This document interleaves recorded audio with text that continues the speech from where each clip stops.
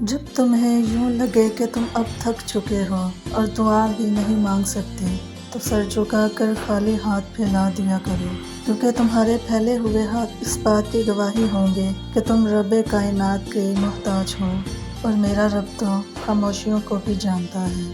یہ زبان پہ دعاؤں کا آنا بلا وجہ تو نہیں، تم بس یقین سے مانگو، تمہارا اللہ دعاؤں کو قبول کرنے والا ہے، اور تم اللہ پر یقین اس طرح کرو کہ تم دعا مانگو اور معجزہ ہو جائے۔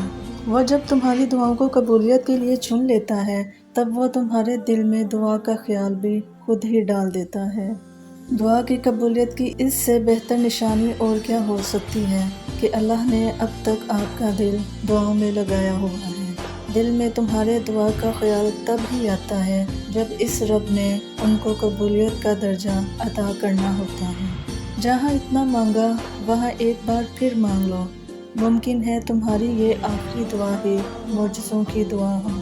حضرت علی رضی اللہ تعالیٰ عنہ نے فرمایا، سوائے اپنے رب کی کسی سے امید نہ رکھنا، اور اپنے گناہ کے سوا کسی چیز سے خوف مت کھانا، اور تم یہ حیرت انگیز معجزہ دیکھ کر دنگ رہ جاؤ گے اور کہو گے یہ کیسے ہوا؟ ارے وہ تو مالک کے حقیقی ہے، معجزے کرنا تو اس کی شان ہے۔ میں کیوں ہوں مایوس؟ میرے پاس تو وہ خدا ہے جس کے اشارے پہ پہاڑ پگھل سکتا ہے اور موم پتھر بن سکتا ہے۔ جب کوئی امید نہ ہو تب زیادہ یقین سے مانگو، کیونکہ معجزے خدا کی شان ہیں۔ دعا کی طاقت کو کبھی کم نہ سمجھے، تقدیر اور قسمت سے زیادہ طاقت دعا میں ہوتی ہے۔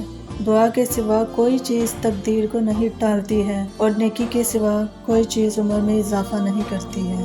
تو ایسا کیسے ہو سکتا ہے کہ وہ تمہاری دعا قبول نہ کرے؟ دعائیں قبول ہوتی ہیں اور تمہاری بھی قبول ہو جائے گی وقت آنے پر۔ نصیب سے زیادہ قیمتی دعا ہوتی ہے۔ یقین کر کے تیرے کن پر مولا بڑی حسرتیں سنبھال رکھی ہیں۔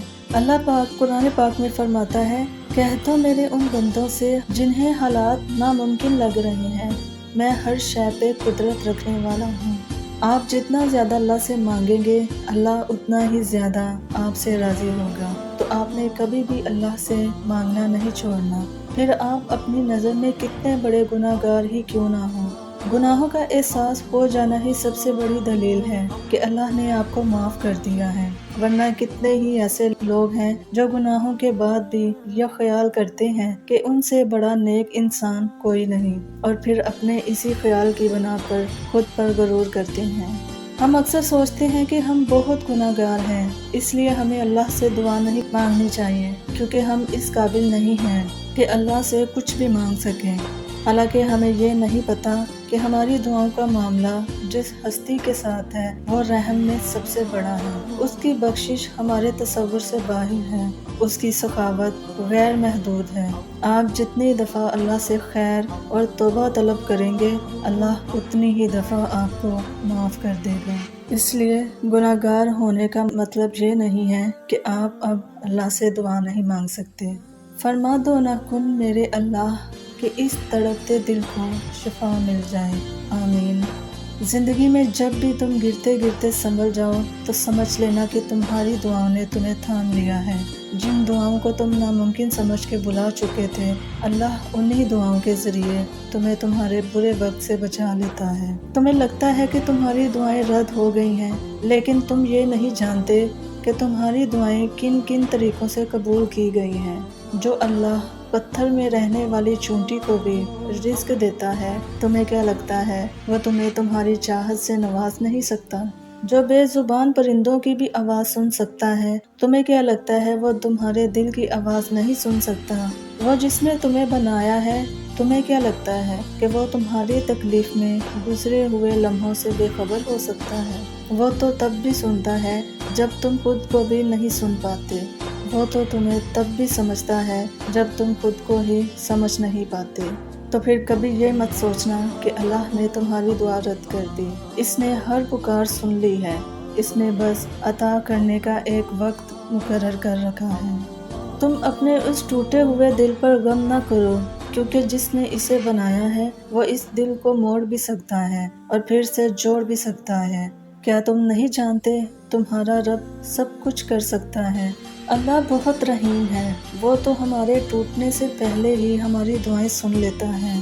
اللہ تو تمہارے یقین کی یہ انتہا دیکھ کر خوش ہوتا ہے۔ وہ تمہیں اپنے منصوبوں سے گزار کر ہی تمہارے منصوبوں تک لاتا ہے۔ وہ تمہیں ناممکن کے وسوسوں میں ڈال کر ممکن کے ذریعے بناتا ہے۔ ہو سکتا ہے تم پر آنے والی آزمائش اب اختتام کو ہو۔ تم نے جو دعائیں مانگی ان سب کی قبولیت کا وقت آن پہنچا ہو۔ کبھی کبھار اللہ آپ کا دل توڑ دیتا ہے، سزا کے طور پر نہیں بلکہ آپ کی رہنمائی کے لیے، کیونکہ بعض اوقات ہم بری چیزوں سے محبت کرنے لگتے ہیں اور وہ چیزیں ہمیں آگے مسلسل تکلیف دینے والی ہوتی ہیں۔ اصل میں یہ وہ چیزیں یا وہ انسان ہوتے ہیں جن پہ ہم اللہ سے زیادہ بھروسہ کرنے لگتے ہیں اور ہمیں بھی خبر نہیں ہوتی۔ اور ہم جس بھی انسان یا چیز پر اللہ سے زیادہ بھروسہ کریں گے وہ ہمیں بے سکون کر دے گی، وہ ہم سے ہمارا سکون چھین لے گی۔ کسی بھی چیز سے یا پھر انسان سے محبت ضرورت کے لیے نہیں کی جاتی، اسی لیے اللہ ہمارے دلوں کو توڑ دیتا ہے۔